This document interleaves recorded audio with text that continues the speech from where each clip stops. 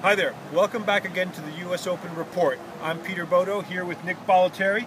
Nick, today a big day for Richard Gasquet. This is a guy who a lot of people question his heart, a lot of people question his nerve, yet today he gets through a very tough five-setter against maybe one of the toughest five-set players in the world, David Ferrer. Well, you actually told the story right there, but what happened today, let's go back a few years ago when Gasquet was picked as one of the potentials to really be a top-flight player.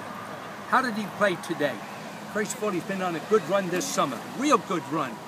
But today, in the fifth set, after a long five-setter, previous to this, he came through when everybody said Ferrer will wear him down. Today, his heart, his passion, and it took guts to win today, and Gasquet did exactly that.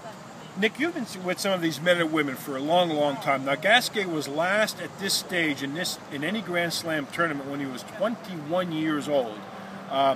What do you make of that? Is that going to be an advantage for him to go in and say, I've been here before, or is he going to be thinking, worried about the pressure succumbing, because he hasn't been at this stage in a while? I don't think Gasquet is that type of person. I believe he takes one match at a time. Everybody thought the longer the match went on today, his chances would diminish. It was just the opposite. I believe he'll take the next match, play it as it is, and do what he does. And by the way, he moves well, darn good forehand, reliable serve, and everybody's waiting for that one-handed backhand to break down. It did not break down, and one of the reasons why today Ferrer does not hit heavy cross-court spin, he puts a little spin. That gives a little advantage to the one-handed backhand today. Another one-handed backhand on display tomorrow. In fact, one of the prettiest backhands in the game, Stan Wawrinka. This is the first time in his career that he's gone further at a Grand Slam tournament than his countryman, Swiss countryman, Roger Federer. He comes up against Andy Murray, defending champion, whose game seems to be falling into place. How much of a chance to give Wawrinka? Well, first of all, Wawrinka's a bulldog, man. He is a bulldog. Very strong, upper body very strong, and he handles that one-handed backhand extremely well with an extreme Western grip. But he does other things well. He has a good forehand, a good serve, he can slice you. This will be very, very interesting. Now, Murray has a tendency to start a little slow.